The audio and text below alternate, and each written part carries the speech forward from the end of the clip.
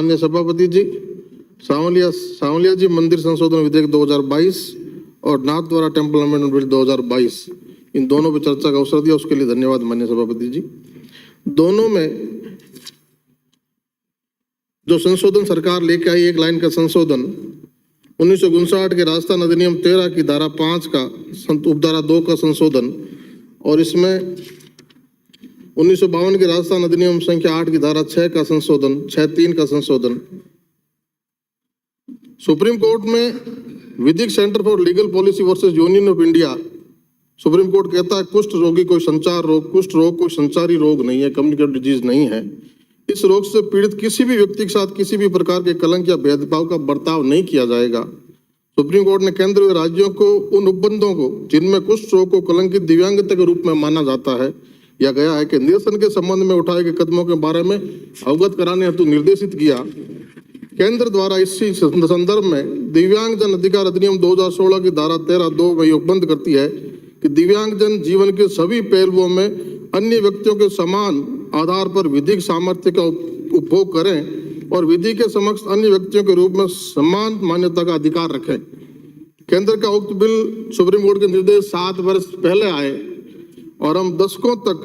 1959 से लेकर अब तक और 1992 से लेकर अब तक गूंगे और बेरे ना होते हुए भी गूंगे बेरे बने रहे, इनके अधिकारों से इनको वंचित किया। अब ये एक लाइन का संशोधन सरकार लेके आई है, ठीक है, अच्छा संशोधन है। इतने वर्षों बाद हमें अब इसके बाद की संज्ञान सुप्रीम कोर्ट के निर्देश के बाद और केंद्र के बिल के बाद आया,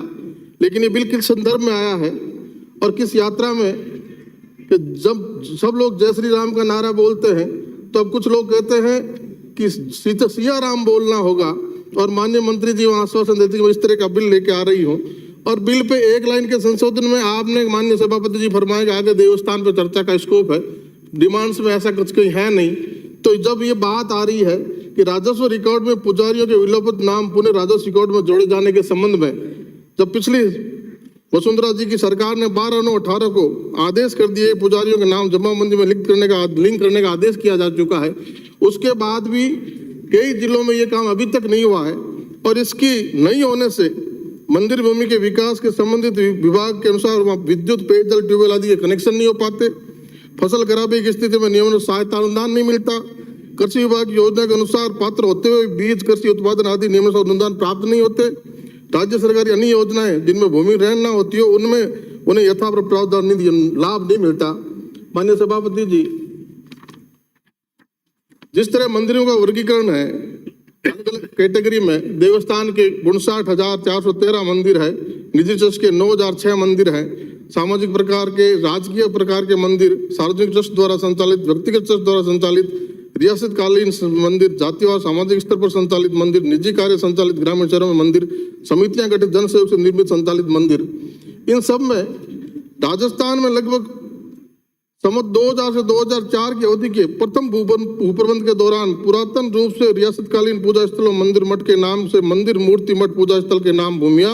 रिकॉर्ड में दर्ज हुई, जिनमें महंत का नाम बतौर संरक्षक रूप में दर्ज किया गया था, और जब इनका नाम हटा दिया गया, हटाए जाने से इनको इतना नुकसान हुआ और एक बहुत बड़ी भूमाफियाओं की और गुंडा तत्वों की नजर इन कीमती जमीनों पर पड़ी, और 91 से लेकर 2022 तक सरकार के पास क्या माननीय हमारे उपनेता प्रतिपक्ष ने कहा कि कितने देवता जब 700 नाबालिग है तो वहां पुजारियों काश्तकारों राजस्व अभिलेख से हटा देना, इसको जिन जिलों में अभी तक संशोधन नहीं हुआ पिछली सरकार के आदेश के बावजूद उनको किया जाए, और दशकों बाद इस बात की चिंता हुई तो उसमें संशोधन का हम इस बात का समर्थन करते हैं। लेकिन ये जो बहुत बड़ी मांग माननीय उपनेता प्रतिपक्ष ने उठाई, अशोक जी ने कही, मैंने कही, मंदिर माफी से जुड़ी जमीनों पे, इस पे इनको पूरे वर्ग को संबल प्रदान के लिए वापस उनके नाम उसमें जोड़ा जाए। माननीय सभापति जी, धन्यवाद। Thank you. श्रीमती दीप्ति किरण माहेश्वरी। माननीय सभापति महोदय, आपने मुझे श्री नाथद्वारा मंदिर एवं श्री सांवलिया सेठ जी मंदिर के संशोधन विधेयक 2022 पे बोलने का मौका दिया, उसके लिए बहुत बहुत धन्यवाद। माननीय सभापति महोदय, ये जो संशोधन है ये एक बहुत ही अनावश्यक प्रयास है, और ये बात मैं सिर्फ इसलिए कहना चाहती हूँ क्योंकि मैं बचपन से ये दोनों मंदिरों में हम लोग जाते आए, देखते आए, वहाँ की व्यवस्थाएं देखते हुए आए हैं। जिस तरीके का ये संशोधन आया है एक सुप्रीम कोर्ट के डिसीजन के बारे में, तो सुप्रीम कोर्ट के तो ऐसे कितने डिसीजंस हैं जिसके अंदर ये कहा गया है और ये आया है कि मंदिर चलाना सरकार का काम नहीं है। ये सरकार के उसमें नहीं आता है कि मंदिर किस तरीके से चलना चाहिए या यहाँ वहाँ का प्रबंधन कैसा होना चाहिए। ट्रस्ट बनता है और उस ट्रस्ट के अकॉर्डिंग मंदिर चलना चाहिए। लेकिन सभापति महोदय, बार बार ये बात आती है कि हम लोगों को इन दोनों मंदिरों पर बोलना चाहिए, इसलिए मेरे पूर्व वक्ताओं ने बहुत सारे विषय वस्तु रखी है। मैं आपसे निवेदन करूंगी, मैं बहुत नई वक्ता हूँ, अगर आप बोलेंगे तो थोड़ा सा, तो थैंक यू।